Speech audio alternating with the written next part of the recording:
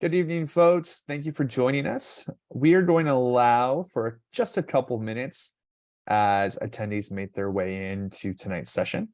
But a quick reminder that tonight's session is being recorded and will be available to watch on our YouTube channel starting tomorrow.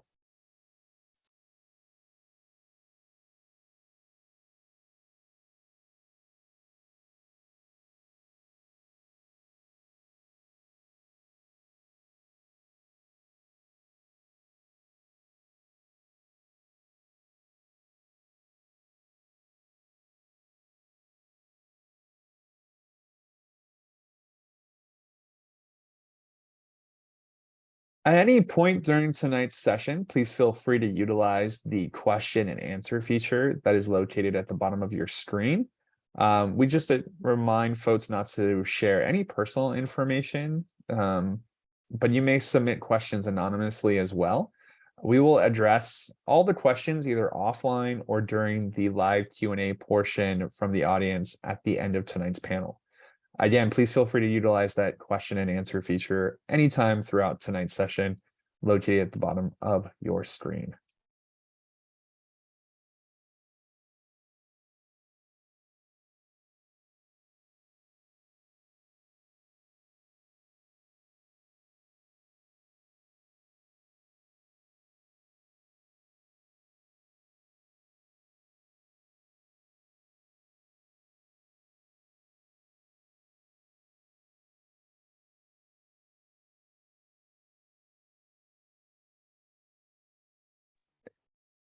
Again, good evening. Thank you so much for joining us for tonight's Triton Family Web Series session entitled Triton Journeys, Life as a Latinx Student. We're so excited to have you joining our amazing panel of Latinx students talking about their experience on campus here at UC San Diego. My name is Dan Perez. I am the Assistant Director for the Office of Parent and Family Programs, and I have the pleasure of being able to host the Triton Family Web Series for the entire winter quarter 2023, and really excited to be presenting this session. It's a session that I've wanted to host for a long time, so I'm glad that we are doing it, and I'm glad that we have the participation of tonight's panelists. Before I introduce tonight's moderator, I would just like to share on why we are hosting a panel about what life is like at UC San Diego for Latinx students. UC San Diego is an emerging HSI, which stands for Hispanic Serving Institution, with just over 22% of the student population identifying as Latinx.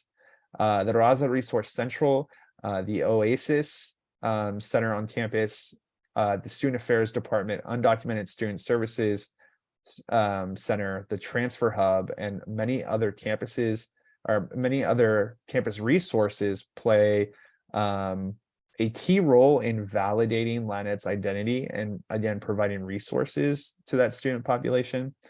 And Latinx students are thriving at UC San Diego in very different ways, and we'd like to highlight some of those tonight.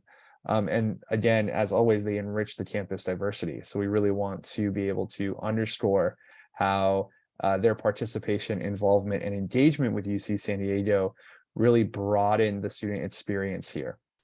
So I'm going to step out of the way and introduce tonight's moderator, which is Claudia Martinez, the Associate Director for the Raza Resource Central.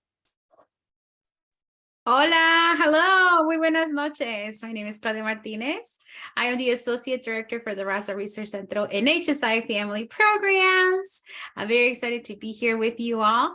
I have been at UC San Diego for almost 9 years, and my role at the Centro is to support the students in many capacities. And just recently with us being an emerging HSI, I have new responsibilities of working with local San Diego families and ensuring that they are also getting the services and resources that they need to be able to become part of the Triton family at UC San Diego. And so I always want to know where folks are joining us from. So use the Q&A, let us know. Don't share your name so that I don't let's keep it anonymous. But where are folks from? And I do invite folks to ask us questions as the panelists are chatting. It helps you to know if you're joining us from like San Diego. Are we talking about like Southern California, LA, Bay Area, out of the state? Because sometimes the questions that we ask our panelists are also reflective of where you are. Ooh, we have someone from Wisconsin. That's awesome. Welcome, welcome. So yes, please just let us know. And again, use the Q&A feature to ask any questions that you may want to know from the panelists. And so let's meet our panelists. Let's move on to the next slide. We have two of the students here with us today. We have Josue and Natalia. Where are you all at? Hi. Hi. Hello, everyone. How y'all doing? Doing pretty good. A little bit tired, but we're almost at the weekend, so it's okay. Hey, Josue, how you doing? I agree. I actually finished the midterm before this and I ate, so I think I'm doing pretty good. Good. It is midterms. It's week 5. We operate in weeks here. Natalia, did you have midterms as well? I did. I had a dance midterm yesterday, so I had to perform, so that was kind of fun. A dance midterm. Okay, Yes. that's interesting. We're gonna come back to that for a second. But before we go into that, let's start with Natalia. And I know that I'm saying your names, but for the audience, your names, your pronouns, and your major, and then where are you from? Got it. All right. Hi, everyone. I am Natalia Morales. My pronouns are she, her, and ella. I am a second year right now at UC San Diego. And then right now I am studying political science and dance. Currently, my major is political science. My minor is dance, but I'm trying to switch it to double major. And then the area I'm from is from LA. So if you're from LA, what's up? There was someone from Pasadena. Yeah. Josue? Hello, my name is Josue Vega Jungo. I am a second year, he, him, his. I'm a cognitive science major with a specialization in design. But I'm kind of looking into minoring in Latin American studies, so I'll probably look into that. I am from Santa Cruz County, so like Central Coast 831, up in NorCal, so about 8 hours away from San Diego. But yeah, here I am at UCSD. Yes. And so this is really interesting. And I'm glad that y'all mentioned your majors and your minors, because you have very different areas of emphasis. And we'll start with Natalia, because you mentioned that you had a midterm in dance. So what is that even like? Yes. You just like dance?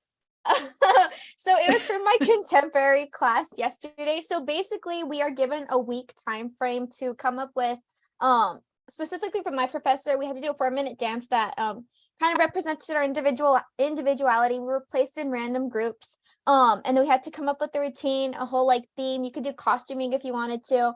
And then after, you did have to perform it in front of the class. So that was really fun. It was nice to kind of see everyone's interpretation of music and kind of like the craft and the artistry and musicality, see how everyone kind of like adopts different parts of music and kind of how they make it into a whole little like piece. And it was honestly really fun. So if you ever consider taking a dance class, I recommend it. So it sounds so much fun. I mean, just do it for funsies, like for real. Y Josue, you said a major that I did not understand. Something about something design. Yeah, so I'm currently like a cog sci major, like cognitive science. I used to be a math CS major, but then I realized math was like a bit too hard for me, or like it took a lot of my time.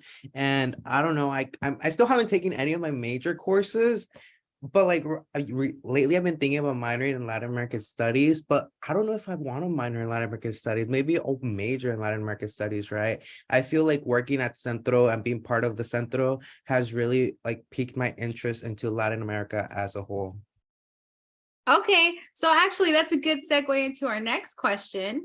And that is, are you both employed on campus? And Josue, you said the Centro, which I mean, I work there, but what do you do there? So I'm the Cutie Park Initiatives intern. So I basically I work to create a space of intersectionality within the Centro, especially for queer identifying people who are also who experience Latinidad, right? So we talk about what it's like to be Latinx or Latina or Latino, Latina, but also people who experience some sort of form of a queer identity or trans identity. Okay. Y Natalia, your Yes. position? All right, so I am one of the Arte y Cultura interns. I have a co-intern, her name is Valeria. She's super awesome. And our job basically is to kind of come up with 1 to 2 programs a quarter, kind of like going back to like art and kind of like understanding like Latin American history through an artistic perspective, which one of the things we do in fall quarter is we have a Dia de los Muertos celebration, which we do in collab with the Chicanx Latin American Studies Department. And it's like this super cool event that we do at it's the international, I believe it's like the international, oh my gosh, it's this place in ERC. El It's like, Centro, yeah. yes, that one. I just forgot like the name. And it's just like the super really pretty area. We have like folklorico perform. And it's just like really fun. There's like crafts there and there's food and then getting to meet a bunch of different people, which is a lot of fun. So yes, if you want to do this internship, I recommend it. So Yes, become an intern at the Centro. Now, I think it's very interesting that you both also happen to have positions at the Centro that are very important to your own development and your identities. And like Natalia, like yours, like your dance minor also has to do with like arte y cultura and things like that. And so how did you all like gravitate into choosing these areas of study?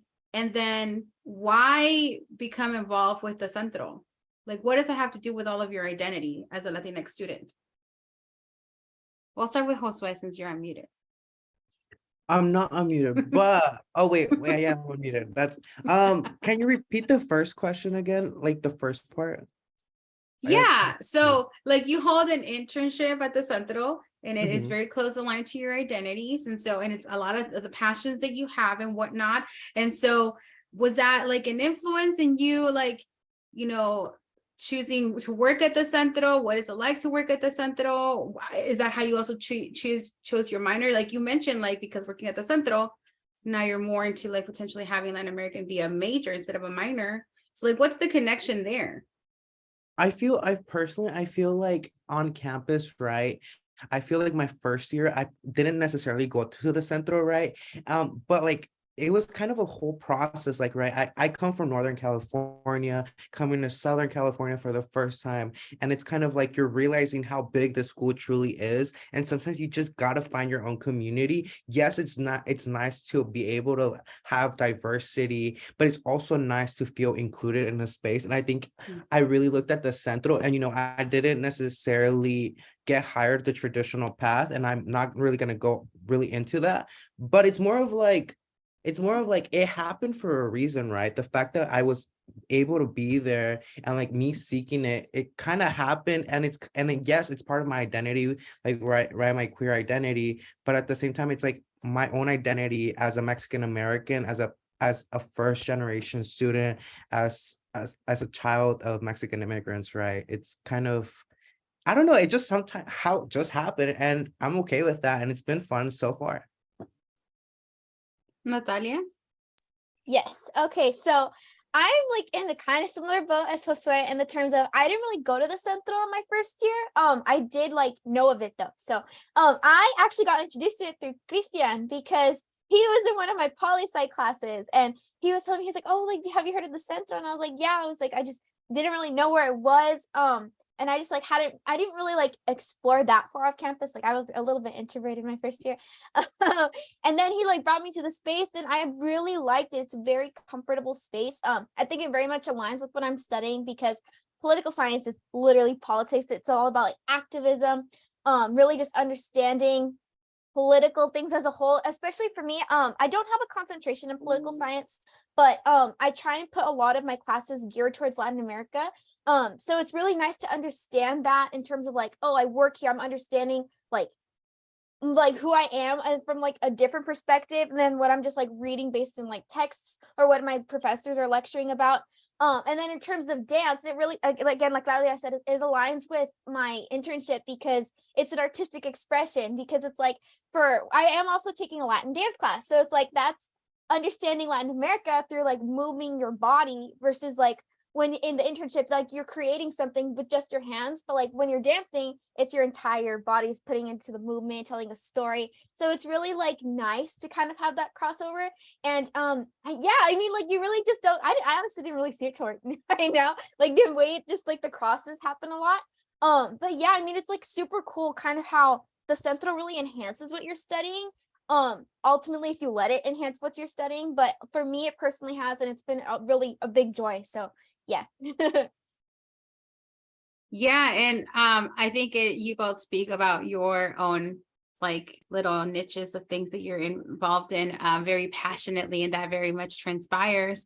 And so you both mentioned that you're not from San Diego. Josue is from up north, not the Bay Area, because I said that once and you were like, not the Bay Area. And Natalia's from the LA area. Okay, so let's talk about, and you both are still within your first couple of years at UC San Diego, like you're still in that young phase of being at UC San Diego. And so how has that transition been from leaving your home to being on campus, which also, let's answer real quick. Do you both live on campus? Natalia? Yes, So we you do. both live on campus. Okay, cool. So then how has the transition? What was the adjustment? Are you still adjusting? Even though it's not your first year? Let's talk about, that's a hard question. So let's just like dive right in. I think I'll go first, but what's it called? For me, coming to Southern California was like a big, like kind of shock. It was like, I'll be completely honest, I had only previously passed by Southern California because we went to like Tijuana to the airport, right? But like living here, I've come to the realization of what like I appreciate from back home, but what I also really appreciate here. And I feel like I really appreciate my own independence here. I feel like that has really allowed me to be independent being here. It's not to say that I didn't get homesick, because I feel like that's what I really struggled with my first year. And it's something that you're gonna go through, if you, especially if you're not from nearby, even if you're an hour away, sometimes it's kind of hard, right? Um, but that's why I like seek the center, like I sought the center, right? Because I felt like I needed to find somewhere where I needed to feel like at home, or like someone that could relate to me and my own experiences, right? um and yeah, we both do live on campus, at least for me. I'll, like I do like living on campus. It's very convenient, right? But at the same time, I because I have come to the realization that I kind of want that boundary now, more of like between school and like where I live. I'm really looking forward to like next year to like actually live off campus and have that boundary, because I feel like it would be very healthy, and it will honestly give me a more independent perspective, right? And understanding of myself and how it is to live in the quote unquote real world. Um, but yeah, I feel like overall it's been a transition, and I still sometimes have to like, I sometimes still learn new things about Southern California and San Diego in general, right? Um, but yeah, I don't know. It's been a learning experience, and I'm not gonna say it's been perfect, but it's a work in progress. I agree with that work in progress. It couldn't be more true. My first 4 weeks of fall quarter of my first year, oh my gosh, I missed home so much. I'm not gonna lie, y'all. Oh my gosh, I would call my mom like every day. I would be like, not be crying, but I was I was really homesick. Like, yes, I am someone who's very, very like attached to my family. No problem with that. If you're a mama's girl or like whatever, it's okay. Like, it's normal. But I missed home a lot. I did. But I think it helped me to appreciate home a lot more. I do understand that I do have a good relationship with my family. It's not the same case for everybody. But I think it like I start appreciating like the FaceTime calls more, or I would be like texting my sister and like, just getting those responses. I'm like, okay, I'm gonna be okay. I'm gonna be okay. Or like my dad will sometimes check up on me randomly, like but like, how sometimes parents, like, they know when you're going through something, like they'll text you at those moments and you're like, I don't need this right now, and you'll start crying anyway. But the transition was really difficult right at the beginning of my first year. It's normal, you're gonna feel isolated because yes, you're in like a big school with some people, and yeah, your lecture halls can be intimidating because yeah, sometimes you are taking classes with like 200 other people. But once you start getting involved, I really encourage getting involved. That's how you start finding your community, you start finding friends, like, and then like you'll start getting things scheduled in a sense, like, oh, like you want to go out with friends, people, you want to go out with a group of people to go eat or something, or you guys want to go to the library and study or something, or you want to go like to the centro and study or something. Like that's how you'll start feeling more comfortable. Then transition personally, that's how I started feeling more comfortable. So I definitely recommend that. And then back to my second year, I'm still transitioning, like I still miss home, like I am someone who I love home, but I love my independence as well. It's a nice happy medium in the middle.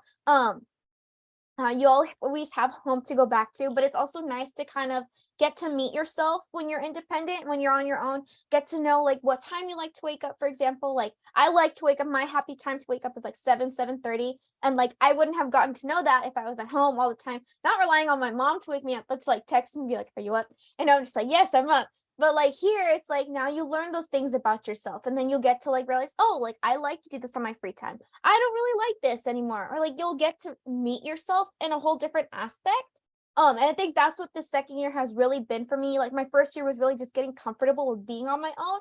My second year now is like getting comfortable understanding who I am, what are the things I like to do. Like it could literally be as simple as what do I like to like cook for myself. Like it's those little things that really help you. And because at the end of the day, when we go into the real world, we're gonna have to know these things. So it's nice to be able to have those 2 years or however long that it takes you, those years to kind of understand who you are and get to meet yourself. So yeah. It's an interesting adjustment, right? Like you both are getting used to like what it means to be like you both mentioned it in very different ways, being an adult, being on your own. It's a nice little stepping stone before you're actually out into the real world, like for realsies and all of that. And so how often do you go home? And do you not go home? Do you wait until the end of the quarter? Or do you only go home for like the important stuff, like las bodas, quinceañeras? Like I don't know. Okay, well, I'll let you know, Claudia. Well, basically for me, I feel like since I am from Northern California, right, the Central Coast, 831, Santa Cruz area, it's hard to go home. Like Natalia mentions a lot about going home, and that experience, but personally, I don't get to go home as often. Last time I was home was probably what, like a week before winter break ended. That was like, oh, I came back to San Diego January 1st. So like I haven't been home since then, right? And even before that, I didn't go home for Thanksgiving because I have to, if I do decide to go home, it's kind of, you have to plan it in a way around one, school, but also how am I going to get there? And for me, it's way easier to fly. So I have to also like, hey, text my brother, can you pick me up from the airport in San Jose, right? At this time. And we're like, how am I going to get to the airport? I need a pack. I need to do all these things. So a lot of my times when I do go home, it's during breaks.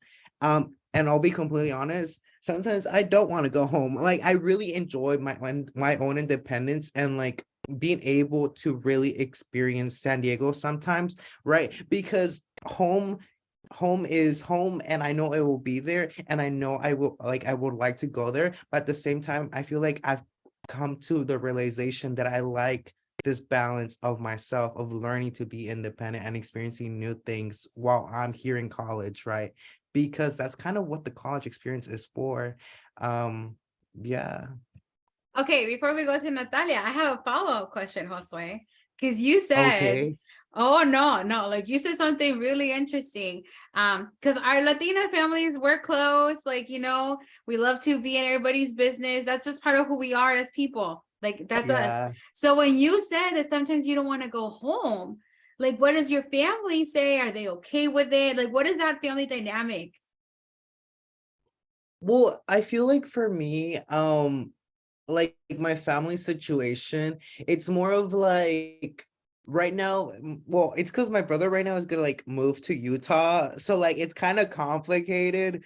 So it's kind of like my mom doesn't drive, so right now, like if I do want to go home, like for example for the summer, it's gonna be more complicated. And genuinely, I don't know, I feel like I'm going through a phase of independence, and hey, I'm not sure where this is necessarily going to take me, and that's okay, right? I feel like being at home, especially like where I'm from, it's like very small. And like I felt like I personally didn't necessarily experience much growth compared to like coming here and experiencing my own independence. So for me, I feel like right now where I'm at, it's a good place to be at. And I would like to go home over the summer and I'll figure it out then. But we can't really do much because of my own personal situation and like my brother and like how everything's going on back home. So how do you stay in touch with your family? Like, do you talk to them a lot? Zoom? Les mandas una carta? Like I text them, like, right, like my mom sometimes sends me messages and she doesn't necessarily call me because she's like, I'm not sure if you're in class or not, and I'm like, that's okay. I do FaceTime her when I can, but she's usually texts me and she's like, I hope you're doing well. Yeah, you know, like, take care. If you need anything, let me know. Same thing with my brother, right? I sometimes just get some random messages sometimes, right, and they'll be like, and he's like, hey, do you want this? I'm like, okay, that's fine. Like, you could send it to me if you want. Or like, I'm like, how's the move to Utah right now going, right? I feel like technology has really allowed me to really be able to talk to them when I need to and when they need to. And you know, it doesn't necessarily have to be constant communication, but it's nice to know that there is that communication. All right. Okay, Natalia, ¿cómo le haces? How do you do it? Can you remind me of the question, please? I'm sorry, I forgot. Yeah, so you're not from San Diego. So how often do you go home or do you not go home? What's that family dynamic like? Okay, so for me, luckily I am very happy that I don't live like too far. I live like at max 2 hours from campus. So my sister will usually come pick me up, or my dad will, or like I'm not gonna lie, y'all. Like today, I'm literally going home tonight. So my cousin's coming to pick me up. I don't have classes on Friday, so if you can do your schedule like that, recommend. But so basically, it's one of the three will come to pick me up. Which I'm super blessed, super happy. Very grateful to be able to. They are able always to pick me up. When I ask them to, I don't try and go home like every single week because that's like, gas that costs money. But I try and go at least like once a month.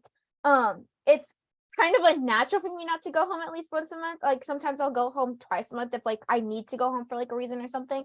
But it's really nice to kind of go back and forth. I think for me personally, I think that's how it works for me best because then I don't get too attached to home to where I get like really homesick when I come back to campus. But then I'm like, when I'm here on campus, like I started missing home this week. So I was like, I want to go home. So I'm going home today. So I go home at least like at most really once a month. Sometimes if I'm really busy, I will have to like not be able to go home until like maybe like 5 weeks as a gap or something like that. But yeah, I mean, I go home about once a month. Yeah, I mean, that's a pretty happy medium for me. Pretty cool. Other than that, my mom texts me every single morning, like, I had to have a good day. And that's like our thing. We kind of text each other back and forth, like good morning texts. And then my sister will send me pictures of my dog because we just got a new puppy. So yeah. And then my dad's like, he'll send me like memes and stuff. So yeah. Anyway, so just exposing my family right now, but but yeah, so that's how our dynamic is. I love it. And so, the concept of going home becomes a little bit different too, right? Like you all go home to see your family. And then when you're family, you also say, okay, I got to go home now. And you're talking about coming to campus. And sometimes your family's like, no, but that's not your home. And you're like, but it is my home. So what is the home that you have built here at UCSD? So like, are you involved in anything? How did you get involved? Because a lot of times I want you all to go a little bit into this. Students don't know how to get involved because the campus is so large, right? Like there's so much going on. The Centro was there and some folks don't even know the Centro was there. So it's a two-part question. One is, what is your home life at UCSD? Like, who's your family here? And what are the things that you got involved in to make that your home life here? I feel like for me, my home is basically all the friends and all the people I interact with and spend time with, right? Personally, I did summer bridge before I started my first year. So that really helped with the transition into like fall quarter of my first year. And a lot of the people that I met there, I still keep in contact with. Thanks to them, I like those some of my closest friendships with, right? And then, so that's I feel like my home is like a lot of my friends and a lot of people I interact with like on an everyday basis. But also it's more of like also what I do here in San Diego at UCSD, right? How did I get involved? Genuinely, it was kind of weird. Like I knew I said at the beginning that I wasn't going to necessarily speak about how I ended up getting my job, but it kind of, I feel like that's kind of how it happened. I just showed up to events. Genuinely, you just show up to events and you start talking to people, and then somehow you end up, hey, we don't have an intern for that, do you want to possibly talk to us? And then I was like, oh, okay. And then here I am working for the Centro, and I've met like a lot of great people, and I was able to get a lot of opportunities. Like I met Natalia, and like sometimes Natalia and I have conversations, and she tells me what she does and what we do and like what we've been doing and blah blah blah, right? And then also like I also am doing research right now, and I'm going to Denver to present this research during spring break. And somehow I'm also in contact with a professor, so I could possibly continue that my research, right? And then I'm also being given all these other opportunities to continue doing research during the summer. And it honestly all comes down to just trying things out at least once. I feel like that's how it happened. And I was able to do that because I was able to make connections with people. I was able to connect with people. I was able to make friends with people and genuinely just be yourself. And it's hard. It's really hard. I'm not going to say it's easy. It's hard because especially if you're a first year or like a first year transfer, it's kind of a weird environment that you're in. But once you start to get comfortable, you're going to be able to put yourself out there and be comfortable with the uncomfortable, right? And you're going to end up and you're going to realize that somehow life works out. Genuinely, somehow life works out, even if it's a crazy, complex mess. I loves it. Natalia. Yes. Okay. So when we talk about what I'm involved in, what am I not involved in at this point? I have like, there's like no empty spots in my calendar. So just to give a rundown of things, I think I'm involved in 1, 2. Okay. I'll quickly list it and then I'll like explain like how to get involved because I don't want to go like into depth of everything. That take too much time. But I am in a Latina sorority. I am in Lambda Theta Alpha. I am one of the interns at the Centro. I am the Associated Students Women's Commission Chair. I am the Racial Justice Now campaign coordinator for AS. And then I am in Folklorico, and I am the social and publicity chair for Folklorico, and I am also part of the Society of Hispanic Students in Law, which is a pre-law org. Okay, then now putting that aside. So to get involved, my tips for everything, I'm not gonna lie, like the idea that you have to be a people person can be really pressuring, that you have to be like this super social being. I was not my first year.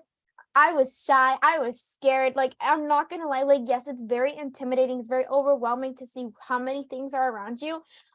So like that beginning week when there's those there's this place called Library Walk on campus, and that's where like all the orgs will be like kind of promoting their orgs, be like, oh, come join this, give you an idea what they're about. They're usually like handing out flyers left and right. Just go look at that. I think that's where I went. Just give it a shot. And like Josua said, just try it out at least once. You're not going to know unless you try it. Even if you ask someone who did it, your experience is not exactly going to be the same as theirs. You are two different people. Just go for it. Go try it out. That's the only way you're going to figure out what you like to do. For me personally, like for example, I have never danced folklorico in my life. I've danced other styles of training since I was 2, but I love it. That is literally like one of my favorite things to do now. So unless if I wouldn't have gone, I wouldn't have known, basically. So that's my biggest tip. Even if you're scared, it's okay. You're going to find someone in that org who's going to be very welcoming to you. I promise, people are way less scary than you think. And again, don't try and feel like pressured to be like super social. Like, just be authentic, be true to who you are. We want to know who you are. We want to know you. We don't want to know who you think you need to be, because then we're not going to know how to even like support you if you need our help for something. That's my biggest tip. Just like, personally, like I literally went to, I think, like 20 different orgs, like intro meetings, figured out what was for me, what wasn't for me. And then, yeah, then you'll start building your like schedule from there. And then before you know it, you'll be super busy and you'll have a lot of fun. But my biggest tip is literally just go for it. Like, it's okay if it doesn't work out. Rejection is redirection. And I will forever like put that quote as my like trademark. Rejection is redirection. I love that. And I think that for our audience, like we kept mentioning the Centro, right? And so the three of us do work at the Centro. The Raza Resource Centro is a lively place. It's the students come in and out all of the time. It's not a student org or anything where you have to sign up. It's literally like the library where you just go and use the services. And that also tends to be like the launching point for a lot of students to get involved, because they meet interns like Natalia and Josue. They just start chit-chatting. You know, one of the interns will invite them to something, or it turns out they all live in the same area or in the same building. And you know, from their relationships start to build. And that's kind of like the networking that happens, like very uninformal. And the Centro's main target audience is Latinx students, right? And it's not limited to Latinx students. It's for anybody that wants to come in. Our programming will always be for Latinx students.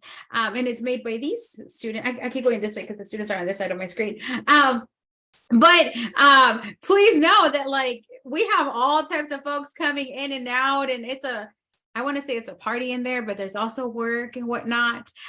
So please don't think that we're just having a good time, because we are. But there's something that Josue mentioned that I want to talk about, because Josue is going to present at a national conference in Denver. So yeah, applause for Josue, through a program that we run at the Centro.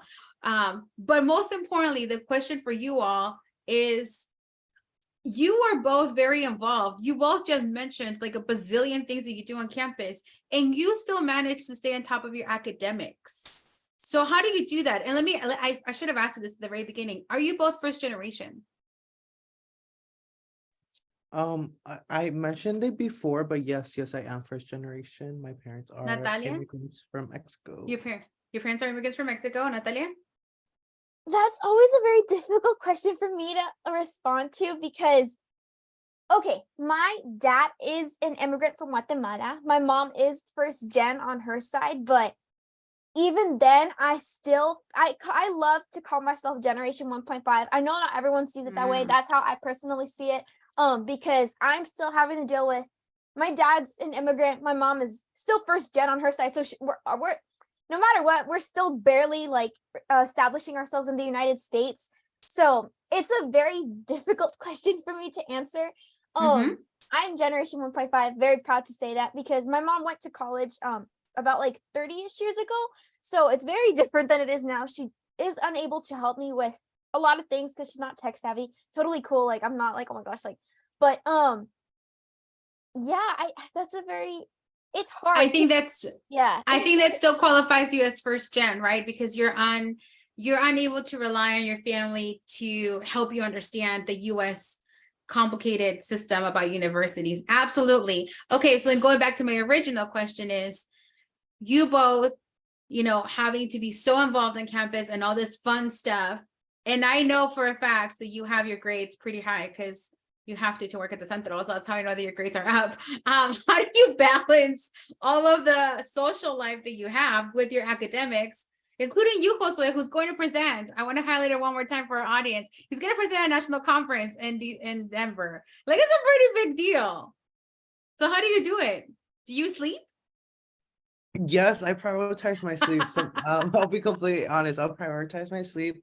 Sometimes I do end up missing class, but I feel like it's important to also know the consequence or the effects of any of your actions, right? Personally, what I feel like helps a lot for me is like Google Calendar. Like, I don't know if y'all can see that, but Google Calendar is my best friend, right? It doesn't necessarily mean that I have to be fixated on the fact if something doesn't work out on my day, but it gives me goals to do every day, right? Like, for example, my friend bought like Ana Gabriel concert tickets for later this month, and like I already put it on my calendar just so I remember that I'm gonna go to that, right? So that I should probably work on this during this time so I could get all my work done and be able to do everything that I need to do so I could enjoy the event, right?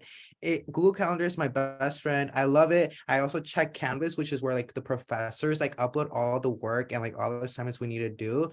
And you know, at the end of the day, every day is a new day. So if something doesn't go plan the day prior or the week prior, you're always able to work on something, right? I'm gonna need that Ana Gabriel details after this chit chat, okay? Natalia? Yes. So I'm not gonna lie, y'all. You are gonna have to sacrifice some of your sleep if you want to be super involved, be on top of your academics, and have a social life. But it's really all worth it. Like the people you meet, it's gonna be worth it. I promise. Anyway, so for me, I also use Google Calendar. It'll remind me when I have really important meetings. For example, I have one tomorrow at 12, so I cannot miss the one I have tomorrow at 12. But also another skill that I learned in Summer Bridge, which I recommend this if you're someone who like if you get down on yourself for not completing everything in one day, because remember, you're only human, you can only do so much. So what I like to do is I write down 5 things that I want to get done that next day in a physical planner and have like in a checklist form. So that way I feel like it's like if I feel a little bit happier every time I check something off the list. And it's like easy reminders that you need to do, like, oh, I need to submit this assignment by this time. Okay, yeah. But then I also like rely on Google Calendar again for the schedule of my classes. If like for at the beginning of the quarter, you're gonna not exactly remember where your classes are. So it's probably really good to put the location there on Google Calendar as well. But it also reminds you for your meetings as well. So I definitely recommend Google Calendar. It is the holy grail of all calendars, and also a physical planner if you're someone who likes to see things like on a flat surface type of thing. So yeah. So organization is the key. It's the name of the game here. All right. And we do want to encourage the audience to ask questions using the Q&A feature at the bottom of your screen. And in 1 minute, like I want you all to just take 1 minute to tell me, what is a typical day for you on campus? You can choose any day, Monday, Tuesday, Wednesday, Thursday, Friday. What is a typical day from the moment you wake up? And Natalia, you kind of mentioned it earlier. You wake up like around 7 or 7:30 or something like that. Like just to give our audience an idea of like, what is it that you all do en un día? Okay, so for me, I usually try to wake up around 8, right? If it doesn't go to plan, that's okay, right? But I try to wake up around 8, be ready by 10, because usually a lot of my classes either are at 10 or 11. So I try to get to those, especially if they're like mandatory. If they're not mandatory, I may or may not show up. That's not the point.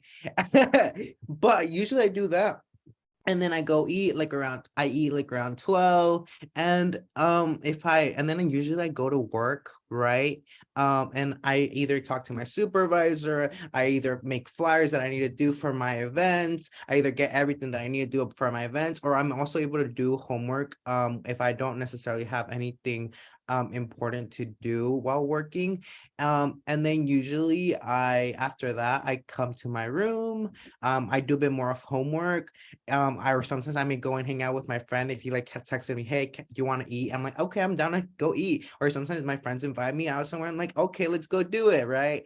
And usually I also try to allow myself to give myself some free time, right, for myself. I like to take nightly walks around campus. It's personally for me, it's really relaxing. I have my AirPods on and I walk around campus, all around campus. I try to aim for 5 miles. I think it's kind of like it's fun. It's fun to like just see how fast I'm walking them, and I'm like, this is fun. And after that, I usually come back to my room. If I gotta do homework, I gotta do homework.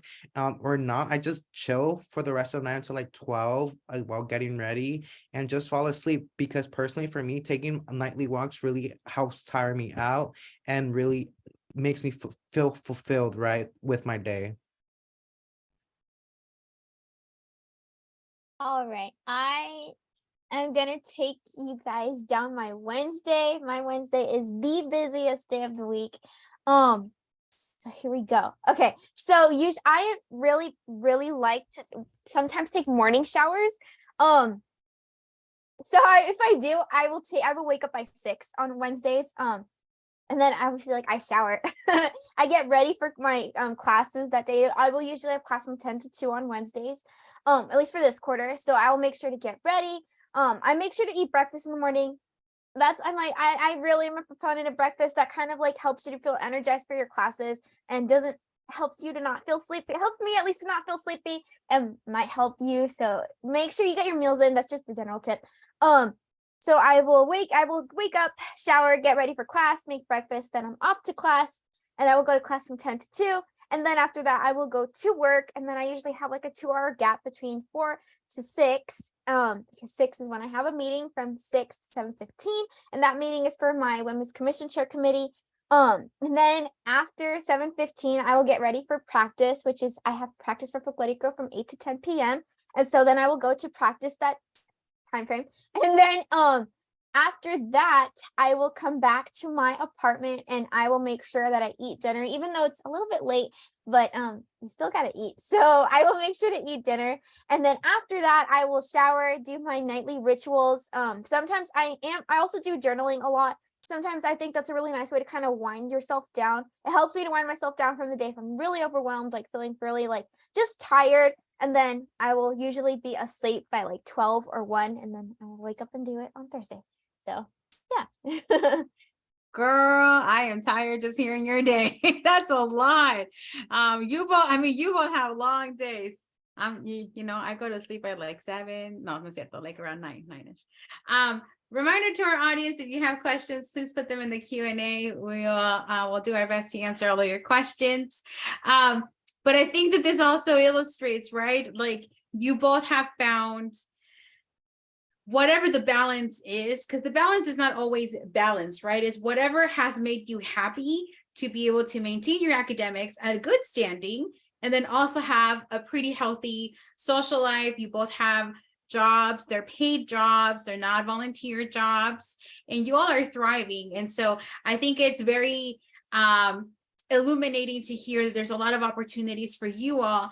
And I think what was very, we're not going to talk about me, right? We're not talking about you all here, but I think what a huge highlight for me was you all just found that on your own, just putting yourselves out there. And I think Natalia mentioned, like, sometimes you just have to do it, even if it's scary. And it is scary. There's like 30,000 people on campus. Like, how do you know who to talk to? So yeah, we have a question. Do you feel that the campus is safe? And you know what, Josue, I was going to ask you the same thing, because here you are doing like your marathons at night. Personally, I feel pretty safe on campus, right? It also, I feel like even like sometimes I'm out and about like around 12, 2, 3, 5, I'm not gonna lie, I may not necessarily be like Natalia, who has like everything scheduled. For me, that kind of stresses me out, because it's like it doesn't necessarily allow for my own flexibility on how like my own day goes, right? If that's how what works for Natalia, that works for Natalia, but for me, I feel like it doesn't. So like the fact that like sometimes I'm late, I'm that late, and like I feel safe, right? Most of the time you'll see like a UCSD PD, like you see San Diego, the police like on like just driving around. And I'll be completely honest, even at like 2 a.m. you see people walking around campus, and it tends to be students, and sometimes they tend to be just in their little groups, because a lot of the times people hang out, right? People go to each other's dorms, and I feel like even if there is something suspicious that's happening on campus, I feel like students communicate that pretty well, even on like social media, or like, for example, like Instagram or Reddit. Or if there's like an incident that happens on campus, we usually get a text message from the police department. Everyone gets it, even if you're not on campus, everyone gets it, as long as you're part of the UCSD family. So overall, I feel pretty safe on this campus. I feel like there's so much to do on campus, and might as well enjoy it. Like sometimes people go out at night, like to go to the beach, which is like across the street, and they walk up, and like I don't know, I feel pretty safe. Me too. Thank goodness I never have felt unsafe on campus, like Josue mentioned. we get those Triton alerts text messages. So when you are given the opportunity to sign up for it, make sure you do so. Because that kind of helps me to be like, okay, so this happened around this area. Okay, not to like avoid the area, but just to be like cognizant of your surroundings, but that you should always be cognizant of your surroundings. And also just because like maybe you're seeing something that, you know, that would be helpful to tell the police department, that way that your other peers can know. But personally, I have never felt unsafe on campus. Like Jose also mentioned, the police are usually roaming around in like, but usually by like the trolley or like different spaces on campus. So thank goodness I have really never felt unsafe. I feel really safe. Sometimes I'm like walking to the store at like 10 at night because I somehow forgot to get something. I need to get it from Target. So I will sometimes do those like this quick midnight runs. But other than that, like no, I honestly feel really safe. Like genuinely, safety has never been a concern for me here on campus, and I'm very grateful for that. So yeah. Yeah, and obviously I'm not on campus as late as these folks are, but I have been on campus pretty early at 5 a.m. And I will say that there are patrol. And I know that in the chat, you all got the information about the Triton alert, which faculty and staff also receive, like they were mentioning. We're not on campus and we still get the notifications to also know what's going on, and we're able to follow up. And I know that we're running out of time. So I do want to answer this question that came in the chat, which I think, you know, we talk about this at the Centro a lot, so you're not going to be surprised by this question. So the question is, do you identify, let me actually read it. Do you self-identify more as Latinx or from your country of descent? For example, if you're Mexican, Puerto Rican, Natalia, you mentioned that your dad, I think your dad is from Guatemala. So, I mean, the whole Latinx thing is a whole debate. How do you both feel about that? Personally, for me, like I just most of the time I just say I'm Mexican, right? Even because and even then I accept that being Mexican is a very broad term in itself, right? I'm not Mexican from Mexico. Like I may go often and I may like know a lot about it, but I never had the experience of growing up there, right? But I don't necessarily always feel like I'm like second generation, or you know, like that's a whole different culture and stuff. I personally just call myself Mexican, and when I also refer to my ethnicity, I tend to refer to myself as Latino, right? Or like anything relating to my Latinidad. Don't really like to use the term Hispanic because that's in relation with Spain, and we're from Latin, you know, our descent's from Latin America. But yeah, it's either Mexican American, usually that, right? It's like where my parents came from, and a lot of the culture that I grew up is based around that, right? And specifically from Michoacan. That's a fun question because, you know, it really just depends on what day you catch me on. But I'm always say that I always respond that I'm Latina. I'm very proud to be Latina. My dad, like I mentioned earlier, is from Guatemala. My mom's family is from Mexico, specifically from Michoacan, like Jose. So cool. Yes. So yeah, I mean, it is a question that you kind of start debating as you get older. I will always respond immediately. I will say, oh, I'm Latina, but I'll explain after, be like, oh, I'm Mexican and Guatemalan. So that's like really cool. Because the cultures are actually like very different from each other. And that's like, I think that's the beautiful part when you're saying like you're however you choose to identify, like if you choose to identify specifically from what nationality you are, or you just say, oh, I'm like Latinx or Latino, Latina, Latine, because there's so many different beautiful countries. But yeah, I always will say Latina, and then I will explain I am Mexican, and then I am Guatemalan. So yes. Yeah, and like language keeps changing, right? I remember when we first started at UCSD, it was Latinao, like with the act, like at, you know what I'm talking about, and now it's turned into the X. It's slowly evolving into the E, and so language just changes overall. So I think that's a really good question. All right, I know that we're out of time. The moderators are like, all right, we're done. And we could be here forever talking to these students and about their experiences. So thank you both so much. Good luck with your midterms. Josue, good luck with going in Denver to present. I'm gonna keep saying it because it's a pretty big deal. So thank you. And Dan, that's a Yes. wrap. And real quickly, Claudia, where can these families and students find you all? Because where is the Raza Resource Center? Yeah. So on campus, we are located in the Pepper Canyon Hall. Like literally, if you Google Pepper Canyon Hall UCSD, we're on the second floor. And you will see it right away because we have our big logos in the windows and whatnot. And this Tuesday is our grand opening because we moved from a small space to that big space now in Pepper Canyon Hall. So we're gonna do like a ribbon cutting, and there's gonna be food and music. We're very, very excited. We grew our square footage. So Pepper Canyon Hall, second floor, Monday through Thursday, 10 to 4. Yeah, always got to get that plug. It's not shameless because I asked for it. So again, thank you, Josue, Natalia, Claudia. Thank you so much. We really appreciate you joining us and sharing your experiences, perspectives, and just being really open and honest with tonight's panel. Before I let our audience go, just a few notes of housekeeping. If you would like to share this video or rewatch it starting tomorrow with translated subtitles, you can by following the instructions that are up on the screen, selecting the settings, subtitles, auto translate, and language, and then you can rewatch this video with translated subtitles through YouTube in any language you would like. Also, if you would like to get involved with our office and start your own engagement with UC San Diego, you can do that by participating in our Triton Parent Family Ambassador Program.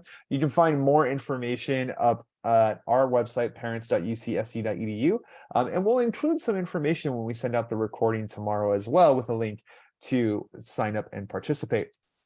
And lastly, if you enjoyed tonight's session or you attended our previous session a few weeks ago, the ins and outs of academic advising, we've got 2 more for you coming up this quarter. Our next one is Home Away from Home again. We're talking everything housing. So if your student is going to come back to live on housing for a second or a third year, if they're finally moving off campus and they're looking for a apartment, a housing situation, managing, signing a lease for the first time, we're going to have all the experts, housing, dining, hospitality, student legal services, and our off-campus housing coordinators come and spend the evening with us to answer all the questions and go through all the details to prepare families for next academic year's living situation. And then finally, in March, we will end our Triton Family web series season for this quarter with Staying Well, the Importance of Your Student Self-Wellness. So we've got experts from our counseling and psychological services to not only talk about the resources on campus that are targeting your students' self-wellness, but also provide tools and strategies for you to utilize in supporting your students' wellness. So again, thank you to all the panelists that have joined us. Thank you for making time to be an audience member and supporting your student success at UC San Diego, and we hope to see you soon. Thank you all and have a great evening.